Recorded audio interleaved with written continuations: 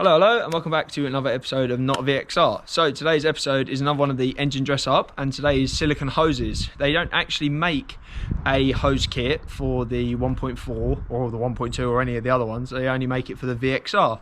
So I bought a VXR kit, and I'm hoping that we can cut it up and make it fit ours. So fingers crossed it's actually going to work, but it will look 10 times better.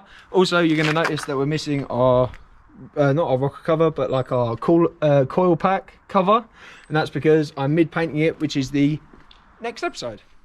So I thought I'd add this little panoramic in for a before and after we've changed the coolant and changed the hoses. Now, I didn't actually film this, but the first thing you need to do is you need to jack up the front of your car, and don't forget to chock your back wheels, because we do not want the car rolling back and on top of you.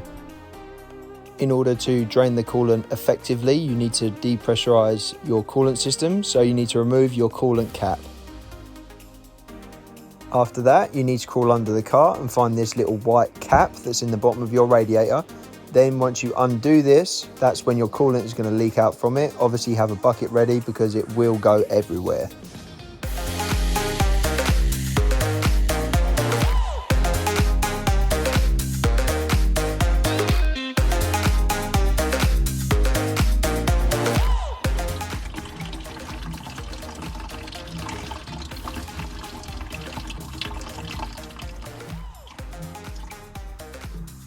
Once the coolant has slowed down to a trickle and a stop, then you can seal it back up, ready for the new coolant later on.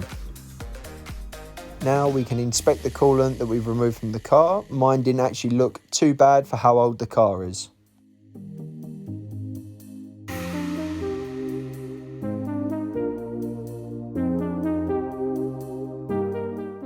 Make sure you don't over tighten this little bung, because it is only plastic, so you will just shear it off and break it.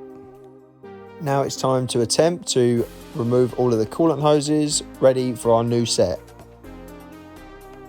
To remove the stock clips, what you have to do is you have to pinch the two metal clamps together, which extends the ring out, so then you can slot it back off.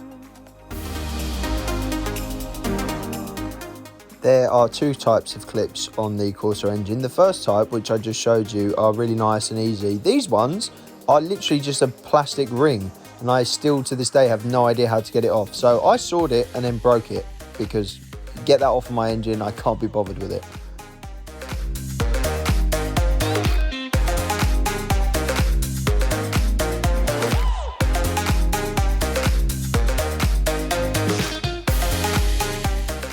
So any of this is applicable if you have a split coolant hose or one's bulging or something like that. It's pretty much just rinse and repeat for all of the other hoses. It's just those clips or that stupid plastic cover, and then just remove them. But apart from that, it is just rinse and repeat for all of the hoses.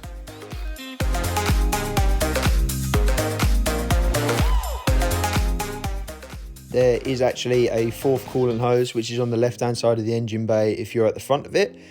It is pretty hard to get to, because it's got one of those plastic clips on it. So I pulled the bottom off just to see if I could get the VXR hose to fit. It didn't, but when I pulled the hose off, it poured coolant all over my face and eyes, and I didn't get it on camera, which is gutting for you guys.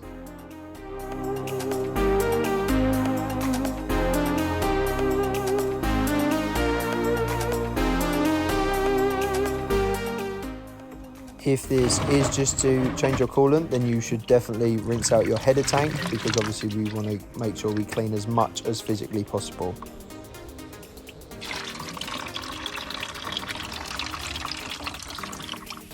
So I'm sorry to be the bearer of bad news, all of you 1.2 and 1.4 owners, but it just doesn't fit. It's not even similar. They've got similar shapes, but they're just too far away. They don't actually have the same distances, which is really strange, bearing in mind they're pretty much the same car, just one with a turbo. As you can see here, this is the stuff that we took out. I've already poured it in here ready to like get rid of it, but this is like really orange. Like you can see how orange that is, and then this is the new stuff. Like look how bright red that is compared to like how orange that is. So that shows that we definitely needed to change the coolant. I mean, I don't think it's ever actually been changed since I bought the car. So unless the geezer before me did it, I've never done it. So that's at least like 4 years. So I had a bit of a research online and wondered whether using VHT engine enamel paint would work on hoses. So I just decided to give it a go and see how it went.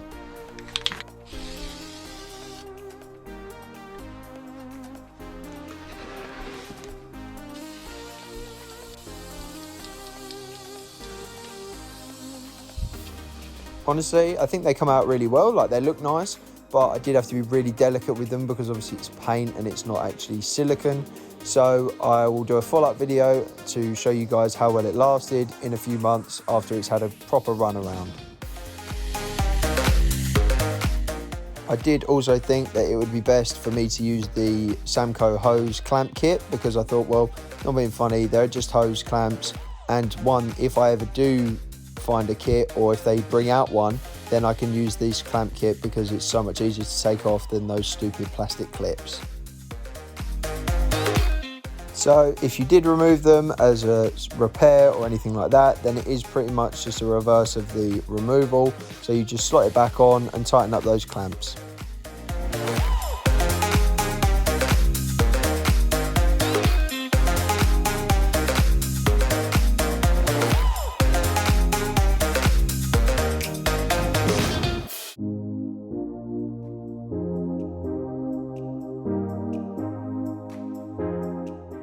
The Samco kit is actually 10 times better, like the hose clamps, than any other kit that I've seen. All the edge of the clamps are rolled so they don't cut into your either silicone or your rubber, and also they just screw up, so it's 10 times easier to get them nice and tight so they don't leak.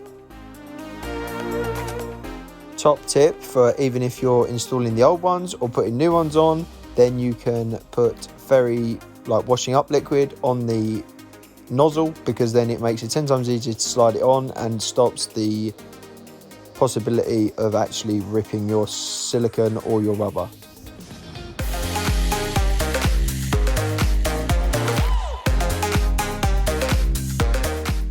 Now that it's dark and we've done all that trauma, it's time to start filling the coolant back up. So what you need to do is take your coolant concentrate and knock it up 50-50 with some distilled water. As you can see, I just used a Sprite bottle. It doesn't really matter what you put it in. So just fill it up and then start to run your car, because then it will start flushing it round. But as you pour it in, it will drain down and then you just keep going.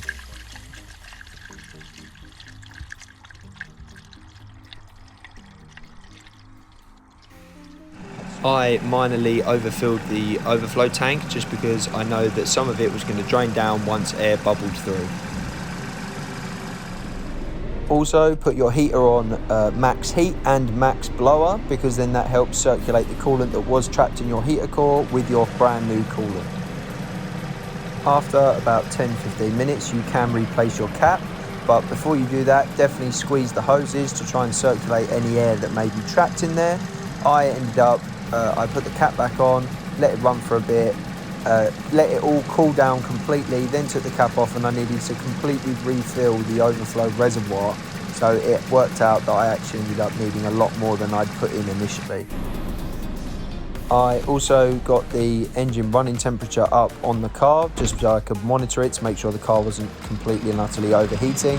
At one point it did get to about 110, 115, and that's when I thought I'll switch it off, let it all cool down, and then I'll fill it back up. As you can see there, quite a lot of coolant dropped. So after completing this, definitely check your coolant level regularly for like a couple weeks, just to make sure that the air that's passed through it obviously hasn't lowered the level too much. I've topped mine up and it ended up taking in about 4.5 litres, so definitely keep an eye on it, guys. And that concludes today's episode of NOTaVXR. So it didn't quite go to plan. I think it looks alright. You know, it's not ideal, but we did get to change the coolant, which is obviously great because you know, it's just good maintenance. I mean, I've had the car, the car's 2014 technically, so now the car is 5 years old. No, 7 years old. So I mean, can't moan about that. You know, we need to do that maintenance. I do have a VXR hose kit if anyone's interested, hit me up. So I hope you enjoyed that episode, guys. Please like, subscribe and share, and I will see you in the next episode. Cheers, guys.